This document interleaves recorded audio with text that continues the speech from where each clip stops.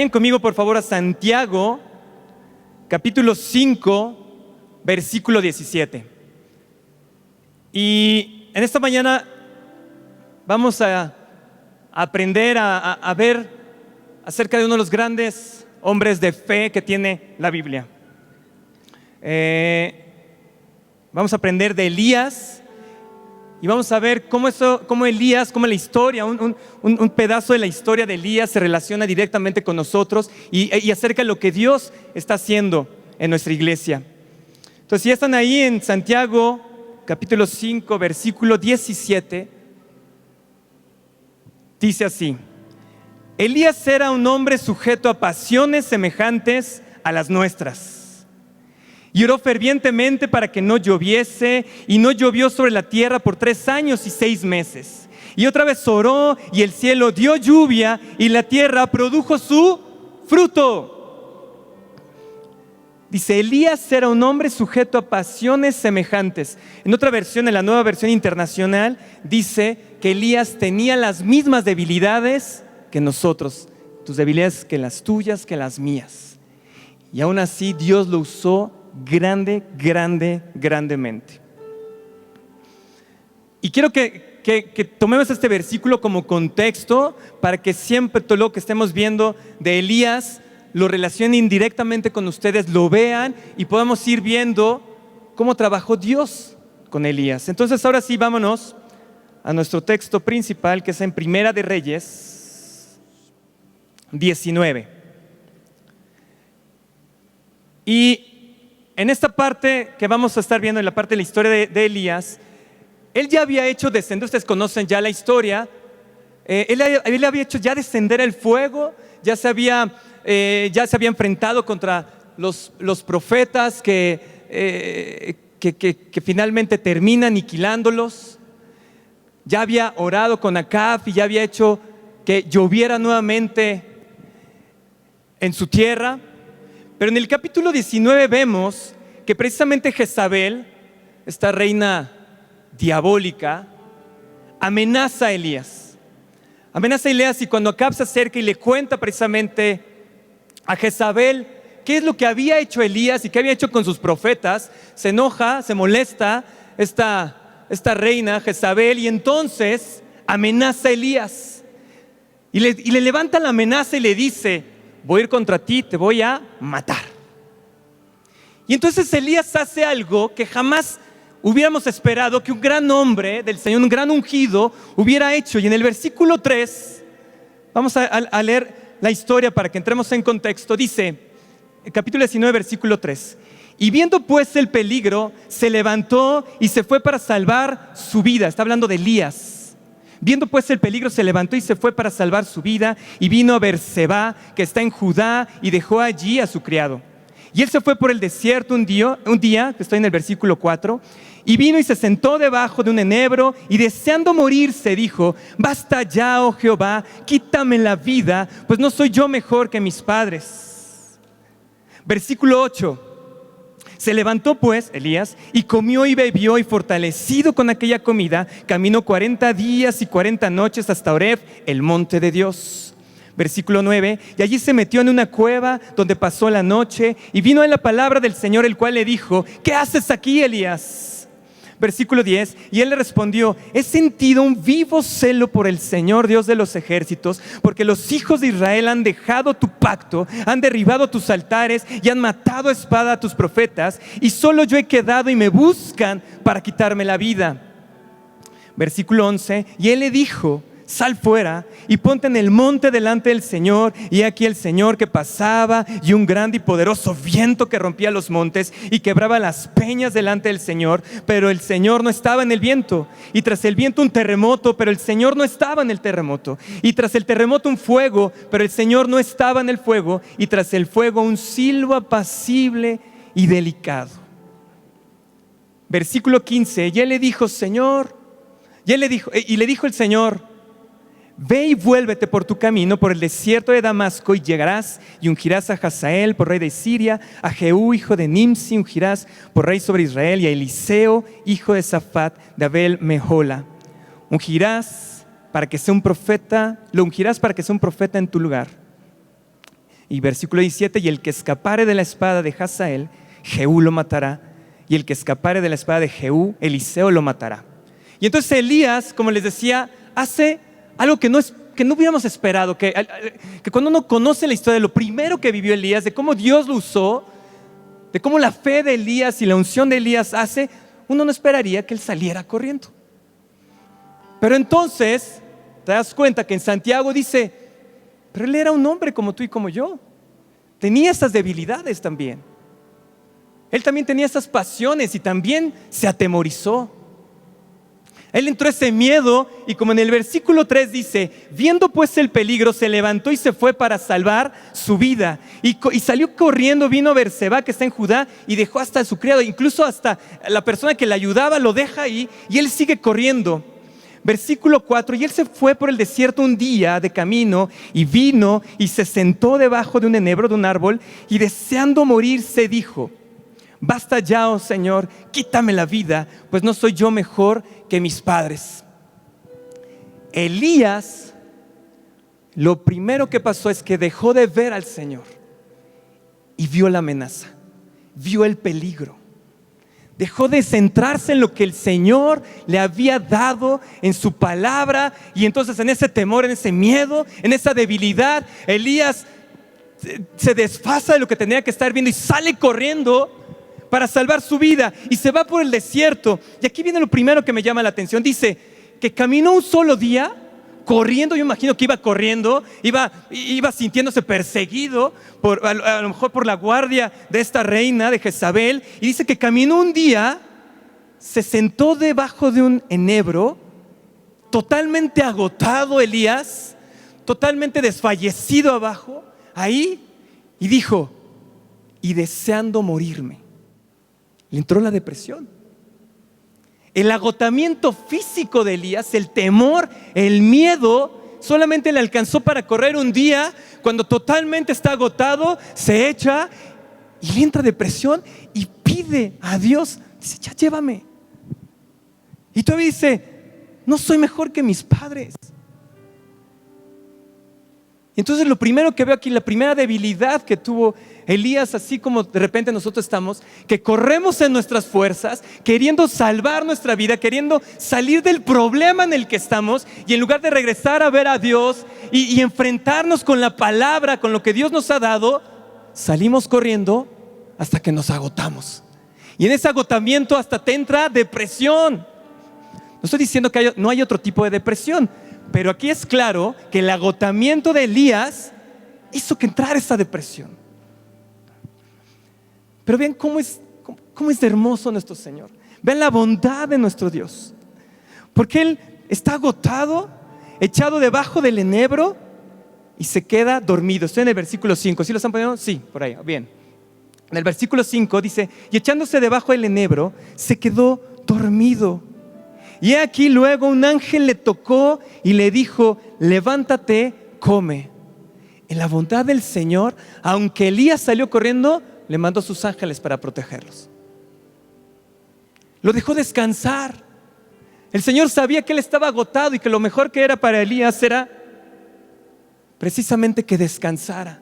Y le pone un ángel que lo protegiera. Y cuando él ya estaba ahí reponiéndose, el ángel lo toca. ¿Y qué hace Elías? Lo voltea a ver y le dice el ángel, come. Fíjense en el versículo 6. Entonces él le miró y he aquí a su cabecera una torta cocida sobre las ascuas y una vasija de agua, y comió y bebió y volvió ¿a qué? A dormirse. Le mandó room service. Sale corriendo, se echa ahí en el camino, le lleva comida, le lleva bebida, le lleva guardia. Qué bondad la de nuestro Señor.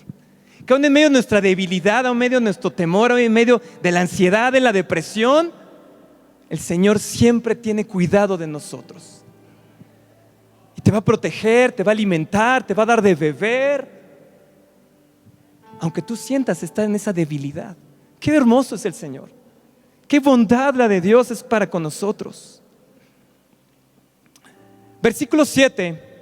Y volviendo el ángel del Señor la segunda vez, lo tocó diciendo, levántate y come, porque largo camino te resta. El ángel del Señor dándole instrucciones directamente a Elías, dándole de comer. Yo veo que la primera vez lo dejó descansar, lo alimentó porque llevaba un día, quién sabe cuántos días no tenía sin comer Elías, entonces le da de comer, lo vuelve a dejar, pero ahora yo veo que ya es más bien un alimento espiritual el que le dice, porque incluso le dice, hay un camino, ¿cómo le dice? Largo camino, porque largo camino te resta. Entonces ya le da incluso alimento espiritual a Elías. Ya le dice, ey, viene algo, anímate. Lo anima, el ángel del Señor lo anima y le dice, anímate, ve, largo camino te resta. ¿Y qué hace Elías? Versículo 8, se levantó pues y comió y bebió, y fortalecido en aquella comida caminó 40 días y 40 noches hasta Horeb, el monte de Dios. Fíjense, cuando tú vas y comes de la palabra, del alimento que nos da el Señor, te da fortaleza para 40 días y 40 noches. Elías en su fuerza solamente la aguantó para un día, se tuvo que echar en el camino agotado, hambriento y hasta depresivo. Pero cuando el ángel vino, lo alimentó, lo arropó, lo protegió, hasta 40 días y 40 noches caminó. ¿Para llegar a dónde dice? Al monte de Dios.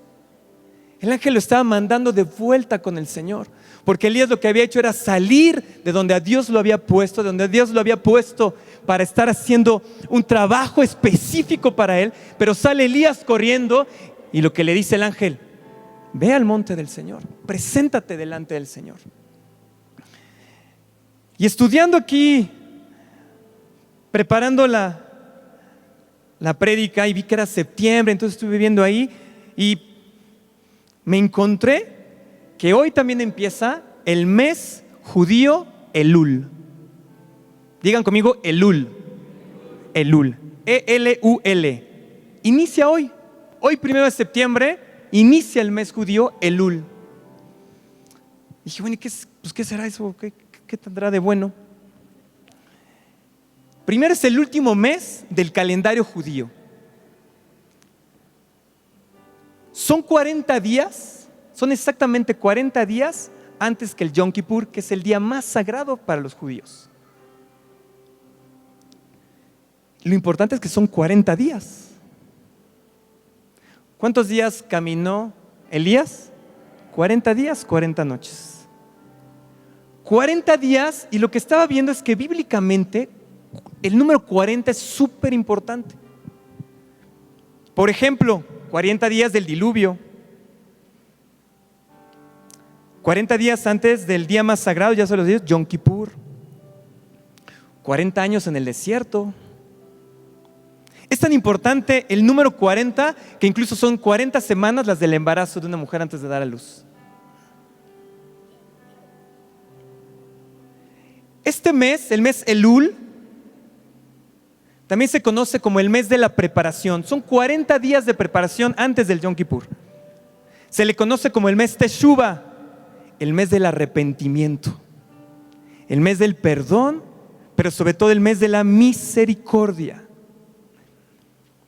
Y fíjense, en estos 40 días hacen algo los judíos que no hacen en ninguna otra época del año. Todos los días tocan el shofar.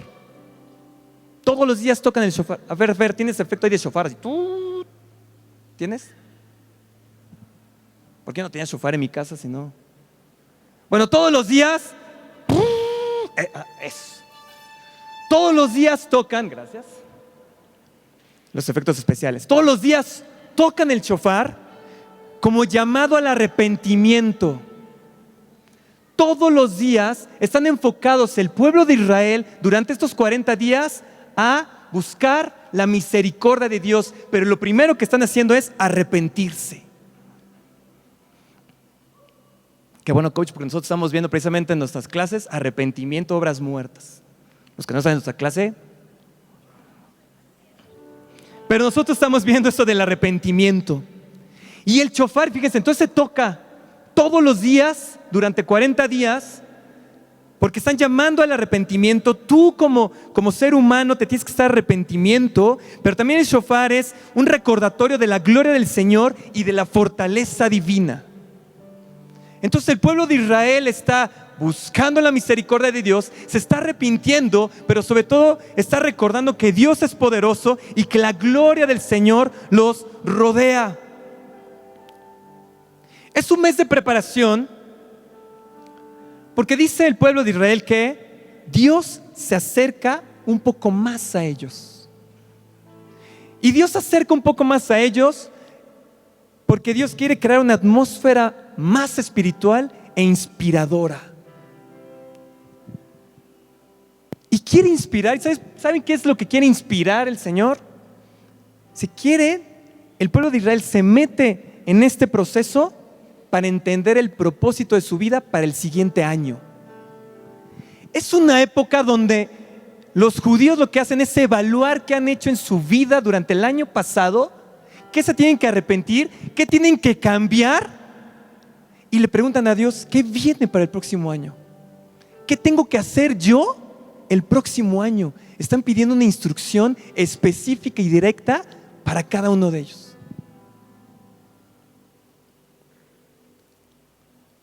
Nuestros pastores están tocando el shofar. Y no fue casualidad que vinieran en esta época. Están tocando el shofar y están diciendo, vengan al arrepentimiento. Vengamos a buscar al Señor. Yo dije, wow, nuestros pastores hasta se adelantan al calendario judío. Se adelantaron, pero saben ellos que es parte de este proceso.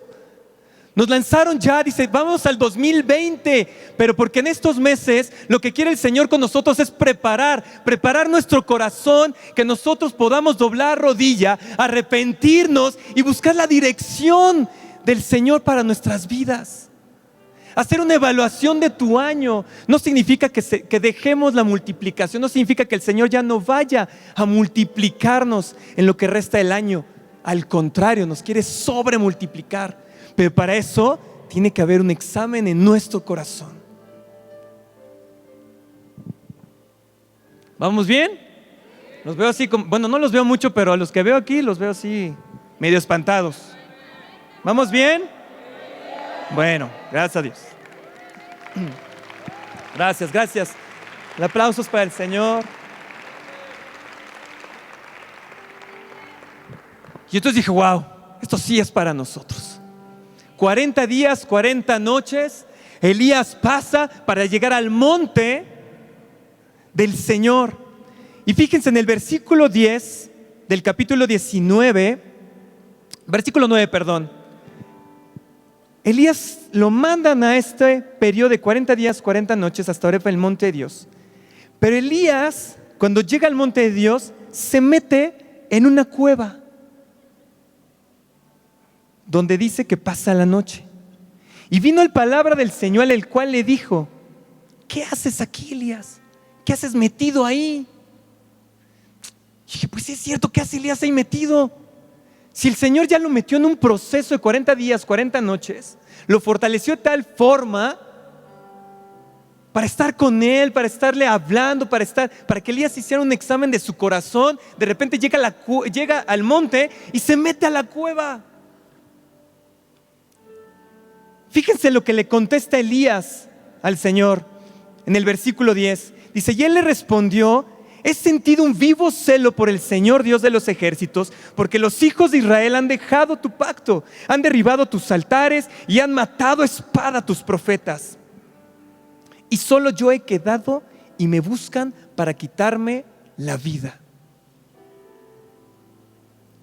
Al principio se ve que es una buena respuesta, que es una respuesta que daríamos, ¿no? Que en oración nosotros le decimos, Señor, he sentido un vivo celo por ti. Porque veo que los hijos de Israel han dejado su pacto, han derribado los altares, han matado a espada a los profetas. Pero fíjense la clave, cómo cierra su respuesta. Solo yo he quedado y me buscan para quitarme la vida. ¿Sabes qué está haciendo ahí Elías? Se está quejando con Dios. Se está quejando Elías. No está llevando su alegato como ayer nos enseñó el pastor.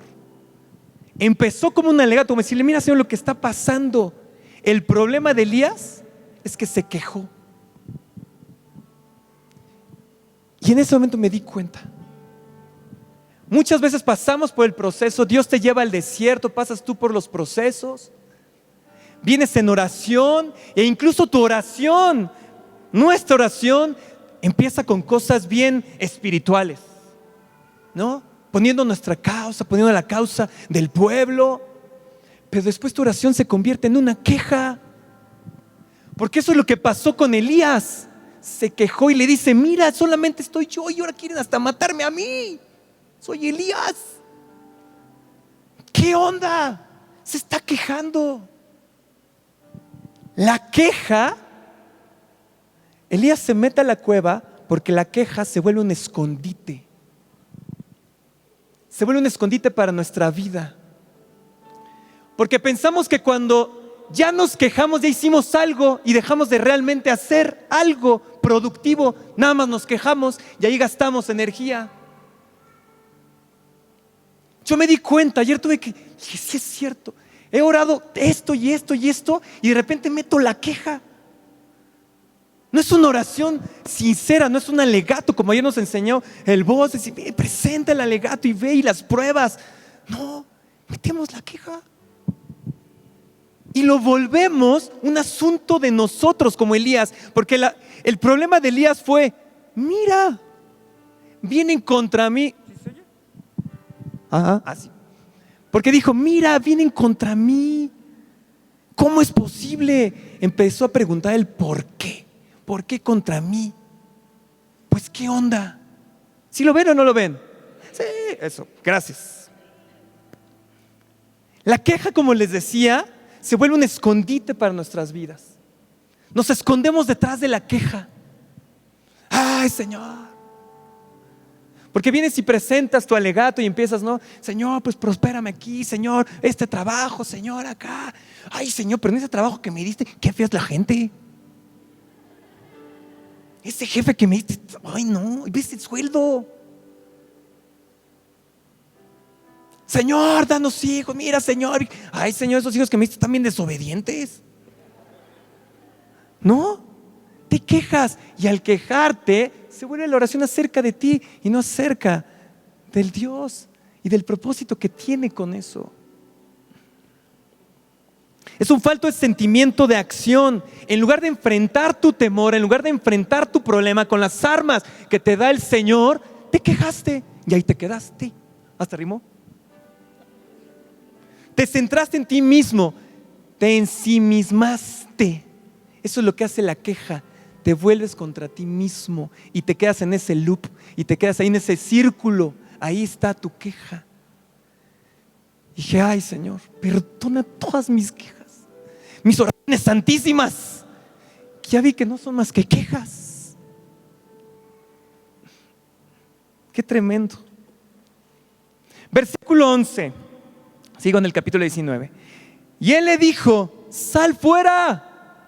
Sal de tu queja, sal de tu cuevita, sal fuera, te traje al monte aquí enfrente conmigo y tú te escondes. Lo que yo te digo es sal fuera y ponte en el monte delante del Señor, ponte en primera fila. Porque hay aquí el Señor que pasaba y un grande y poderoso viento que rompía los montes y quebraba las peñas delante del Señor, pero el Señor no estaba en el viento. Y tras el viento un terremoto, pero el Señor no estaba en el terremoto. Y tras el terremoto un fuego, pero el Señor no estaba en el fuego. El Señor lo puso en primera fila para mostrarle señales a Elías. Cualquiera de nosotros que veamos que el viento aquí rompe el chiluco, salimos corriendo del miedo. Empieza a temblar, suena la alerta sísmica y todo el mundo corre. Pero vean a Elías, ni se inmutó.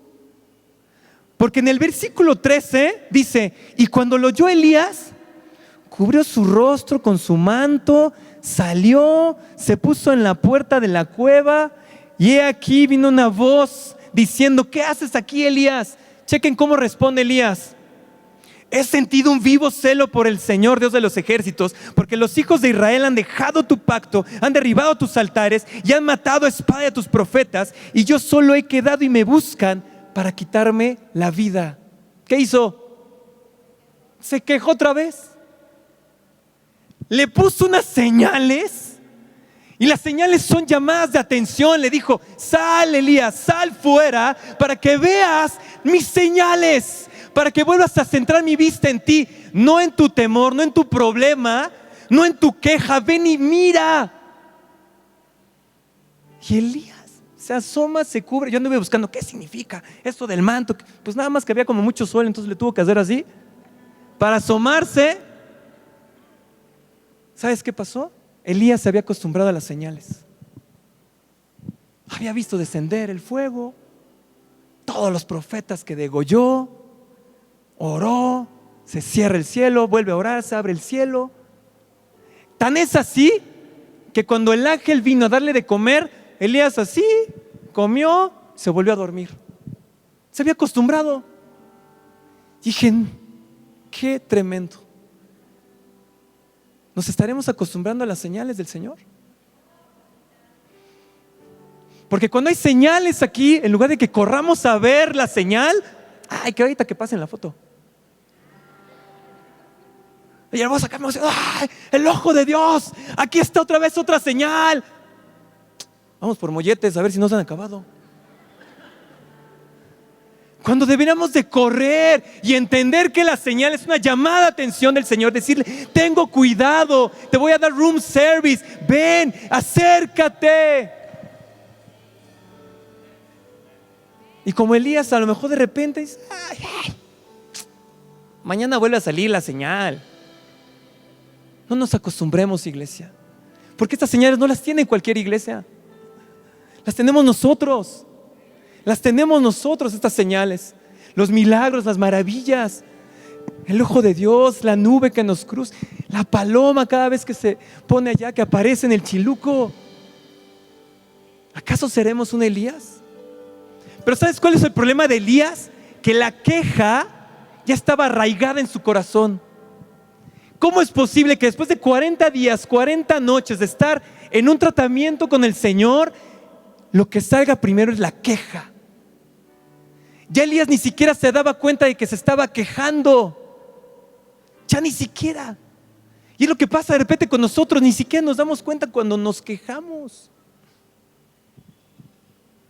Y nos quejamos delante del Señor, que nos ha dado todo, que nos ha dado la vida eterna, el alimento, el aire, la salvación, la iglesia. Ya ni siquiera nos damos cuenta de que nos quejamos. Eso es lo que pasó a Elías. Estaba tan arraigada la queja ahí en su corazón que cuando le pregunta algo el Señor, se vuelve a quejar. ¡Qué tremendo! Dije: Señor, tienes que hacer algo en mi corazón. Voy a meter 40 días o 80 o 120, pero haz algo. No puede estar mi boca orando, pensando que estoy orando, pensar que mis oraciones son muy espirituales, que atraviesan los cielos, cuando me estoy quejando. Yo hablo de mí, yo. Aquí, sí, cada quien. Y le volvió a contestar. Entonces en el versículo 14 se volvió a quejar. Fíjense en el versículo 12, vamos a regresar un poco. Dice que tras el terremoto un fuego, pero el Señor no estaba en el fuego. Y tras el fuego un silbo apacible. ¿Y qué? Y delicado. Las señales son para que nosotros voltemos a ver al Señor. Pero lo que quiere el Señor es acercarse a ti, que tú te acerques a Él, porque no te va a gritar, te va a silbar despacito, en intimidad. Te quiere abrazar, quiere una intimidad contigo. Genera señales tremendas para ver si nosotros, tan cabezones que somos, lo volteamos a ver. Pero lo que realmente anhela el Señor es que nos acerquemos con Él, que tengamos intimidad con Él. En otra versión dice que Él murmulla, que fue un murmullo. Eso es intimidad. Como estás con tu esposa estás ahí en el murmullo. No es acerca de la señal, es acerca del murmullo que el Señor te va a dar. Pero Elías se quejó. Y la queja precisamente hace que te separes de ese murmullo. En la queja ya no escuchas el murmullo porque nada más te escuchas a ti. Tu queja.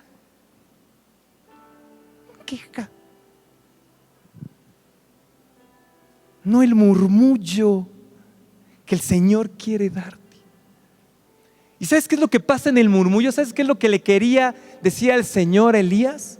Le quería dar la instrucción de la siguiente temporada de su vida. Elías ya había hecho algo maravilloso, pero el Señor todavía no había acabado con Elías. Y lo que estaba haciendo el Señor era acercar a Elías nuevamente para darle ese murmullo, para decirle, darle instrucción de qué es lo que seguía para su vida. Porque en el versículo 15 le dice el Señor: ve, vuélvete por tu camino y por el desierto de Damasco y llegarás y ungirás a Hazael por rey de Siria. Le está dando la instrucción, le está dando la siguiente temporada, como el pueblo judío que busca durante 40 días que Dios le revele. ¿Cuántas veces hemos estado diciendo: Señor, no sé qué voy a hacer? Y te preguntan: oye, ¿qué vas a hacer? ¿Quién sabe?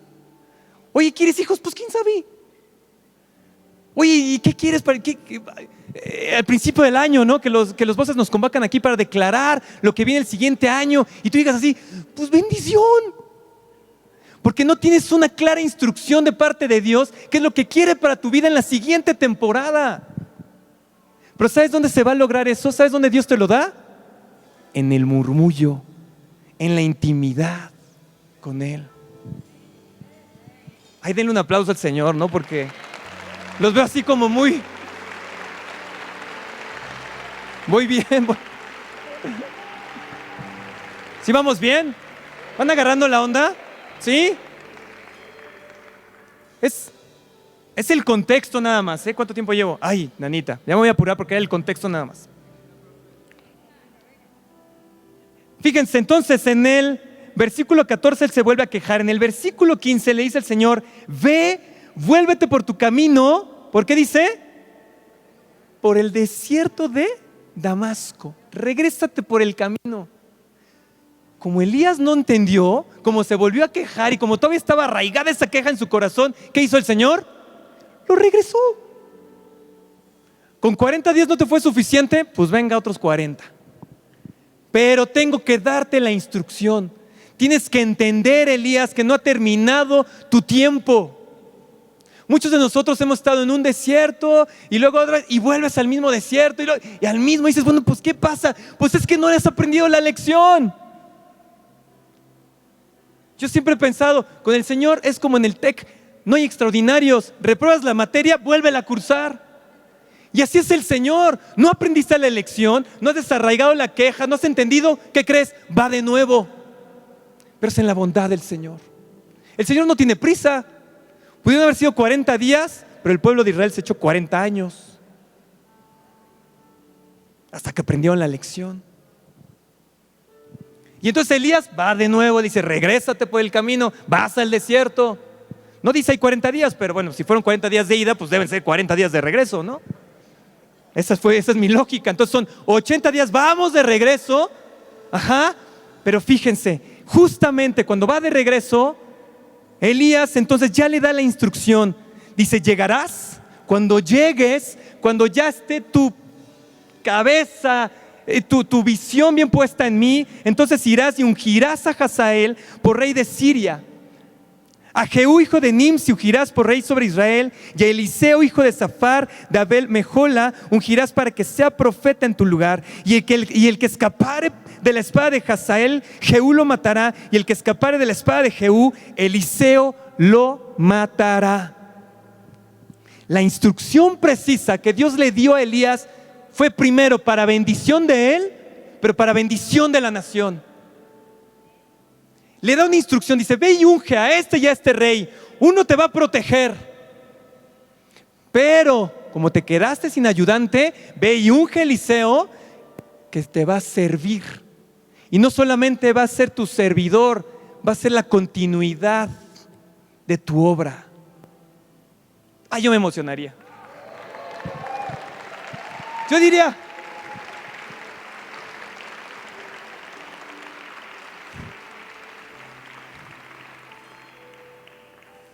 y es que entendamos, cuando Dios te da preciso una instrucción y tú la cumples, es bendición para tu vida, para tu familia y para una nación. Para una nación. Se me hace que los voy a tener que apretar un poco más, porque como que se me hace que hoy los profesores, hoy los maestros de la mañana los cansaron mucho. Se me hace que va por ahí. Cuando Elías estuvo listo para recibir la instrucción es cuando se le suelta la instrucción, ¿ok? ¿Y qué hay que hacer con una orden que Dios nos da? Hacerla, cumplirla, porque en la obediencia hay bendición. Muy bien, gracias. Ya me contestaron unos. Bien.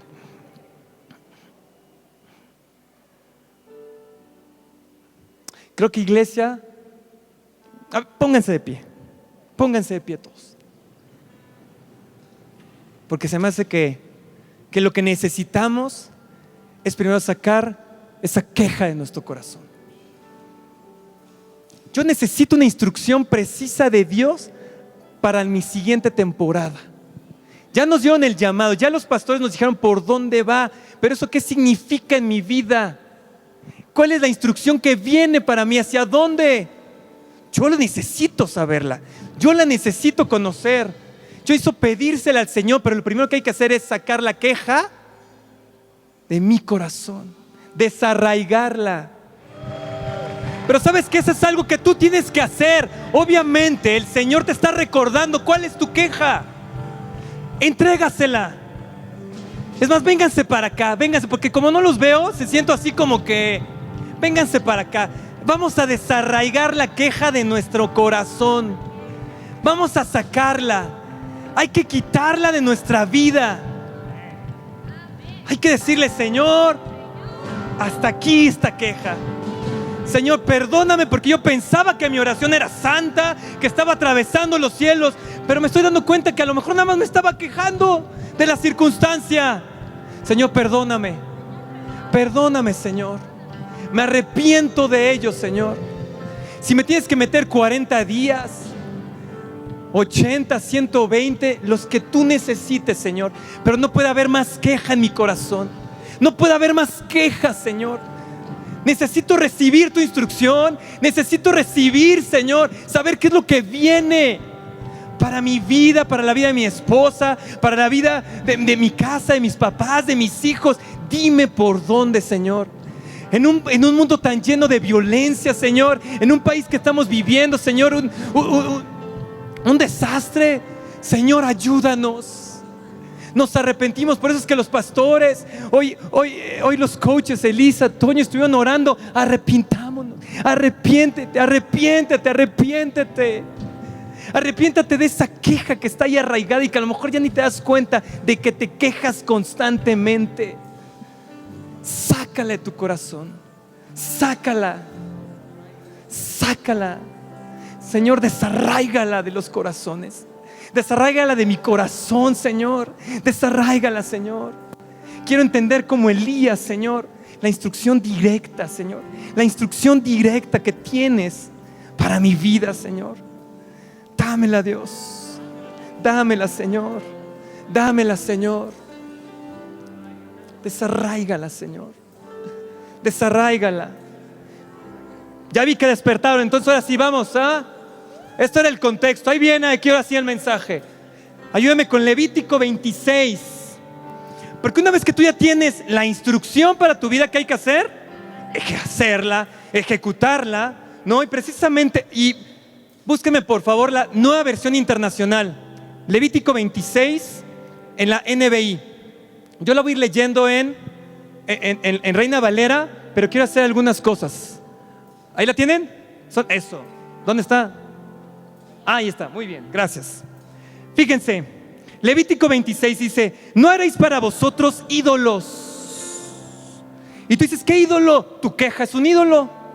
Cuando tú te pones de quejón, cuando tú te pones en el centro de tu oración, te estás haciendo un ídolo. Porque un ídolo, ¿qué es? Todo lo que ocupa el lugar del Señor. Entonces, cuando tú te pones en tu queja, ¿qué estás haciendo? Poner un ídolo. Ya no lo hagas. Ni escultura, ni os levantaréis estatua, ni pondréis en vuestra tierra piedra pintada para inclinarnos a ella, porque yo soy el Señor vuestro Dios. Versículo 2: guardad mis días de reposo.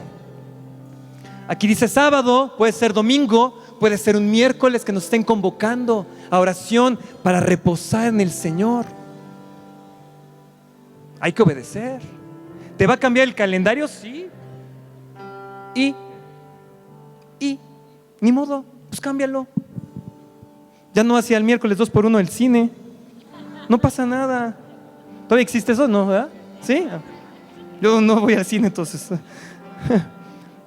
Versículo 3: porque si anduvieres en mis decretos y guardares mis mandamientos y los pusieres por obra, yo daré vuestra lluvia en su tiempo y la tierra rendirá sus productos y el árbol del campo dará ¿qué? Su fruto. ¡Amén! ¡Amén! Gracias.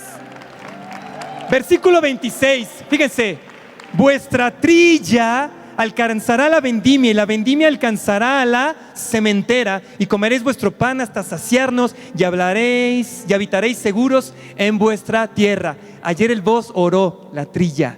Somos trillo nuevo. Viene una trilla, somos trilla nuevo. Y viene, ¿sabes qué? Porque estás obedeciendo, pero estás obedeciendo una instrucción directa. Si tú dices, no, es que yo no peco, es que yo cumplo los 10 mandamientos, pues es lo menos que espera Dios. Pero lo que quiere es que tú cumplas una directa instrucción para tu vida, porque te quiere bendecir a ti, a tu familia y a la nación. Fíjense: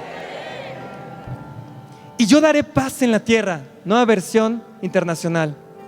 Y yo traeré ¿qué? Paz al país. Paz. Depende de cada uno de nosotros que cumplas esa instrucción, y eso va a catapultar al país y traeré ¿qué? Paz. Y ustedes podrán dormir sin ningún temor. Quitaré de la tierra las bestias salvajes y no habrá guerra en su territorio. Tenemos ahora una guerra, pero el Señor no está diciendo la voy a quitar. Dice, va a quitar las bestias. Hay unas bestias y bien salvajes en nuestro país. Y algunos hasta jefes bestias tienen, pero las va a quitar. ¿Sí lo entienden? Lo va a quitar. Porque tú obedeces una instrucción directa. ¿Que dónde la vas a recibir? En el murmullo, en la intimidad. Cuando tú te arrepientes, te pones de rodilla y entonces entiendes qué es lo que quiere Dios para tu vida. Versículo 7: perseguirán a sus enemigos y ante ustedes caerán a fila de espada. Versículo 8: 5 de ustedes perseguirán a 100 y 100 de ustedes perseguirán a 10,000 y ante ustedes sus enemigos caerán a filo de espada. ¿Qué hace el voz en cada oración? Dice, en grupos de 5, en grupos de 5, en grupos de 5, porque ¿sabes qué hace eso? Eso hace que se impacten 100. Pero cuando nos reunimos aquí más de 100, ¿a cuántos vencemos? A 10,000. Te conviene venir a la reunión de oración. Te conviene hacer grupos de 5. Está tremendo. No sé si lo ven, iglesia. El Señor nos los está revelando para que entendamos, para que podamos apoyar a nuestros pastores, para que dejemos nuestra queja, cerremos el pico y entendamos qué es lo que viene para nuestra nación. Eso fue versículo 8. Versículo 9. Venga, versículo 9. Yo les mostraré mi favor. Roberto, Tomato, Mon, Romain, todos los que estamos en nuestro corazón queriendo tener hijos, ¿qué dice? Yo los haré fecundos. Yo los haré fecundos. No hay estéril en nuestra casa. Yo los haré fecundos y los multiplicaré y mantendré mi pacto con ustedes. Por obedecer, por acercarte en el murmullo. y saber qué quiere Dios en tu vida. Versículo 10. Todavía estarán comiendo la cosecha del año anterior, cuando tendrán que sacarla para dar lugar a nueva. Sobreabundancia, sobreabundancia, sobreabundancia. No hay de otra. Esta es tu prueba. Presentamos el alegato. Esta es tu prueba, Señor. Y mientras el mundo, todo el país se convulsiona y no tiene, nosotros tendremos sobreabundancia. Pero tenemos que creerlo, tenemos que sacar la queja de nuestro corazón y tomarlo, y en lugar de quejarnos, venir y delante del Señor y decirle: tú lo dijiste, tú lo dijiste. Qué tremendo, qué tremendo. Ahí donde iba ya me perdí. 26 días, muchas gracias, Mari. Fíjense, y vos, esto les va a encantar vos. Elul, el mes de Elul, el que estuvimos hablando anteriormente, para los judíos es un acrónimo. ¿Sí saben qué es un acrónimo? O sea, que con las primeras letras vas formando una palabra, una frase. El acrónimo, escuche vos, significa la relación, el tipo de relación que Dios quiere con nosotros. Elul forma un acrónimo en hebreo. No lo voy a decir en hebreo porque mi hebreo es muy malo, no sé. Pero lo que significa es Cantares 6:3. Yo soy de mi amado y mi amado es mío. No hay Dios.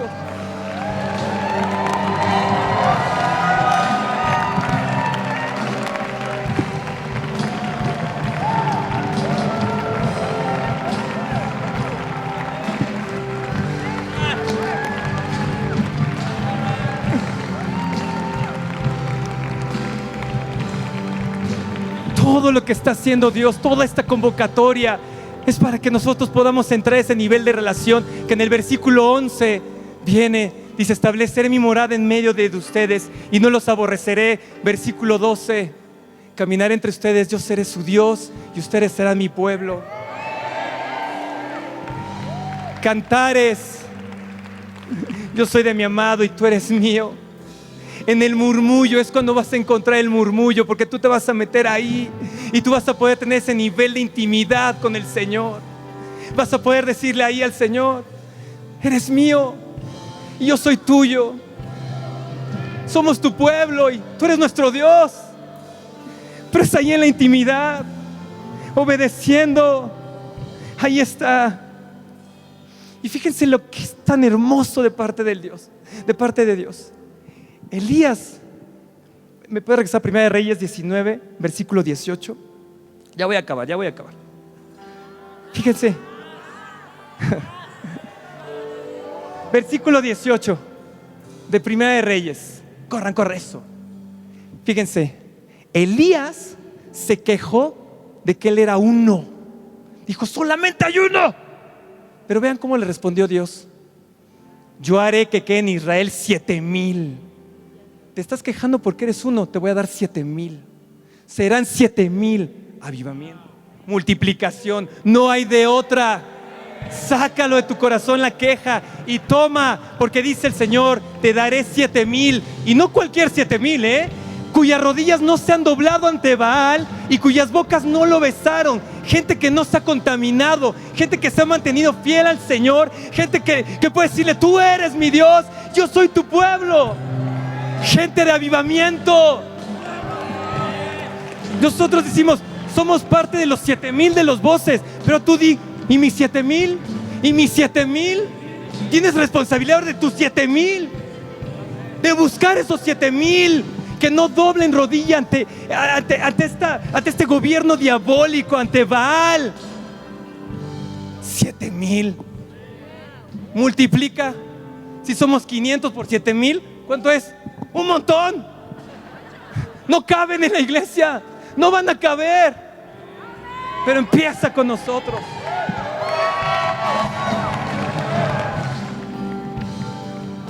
¿Agarraron la onda?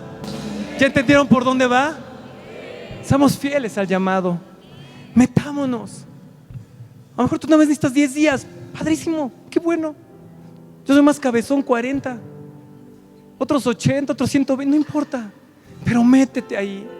Métete ahí en la intimidad, 40 días, 40 noches, hasta que te sea revelado qué sigue para ti. Cúmplelo para que seas bendición tú, tu familia y a la nación. Amén.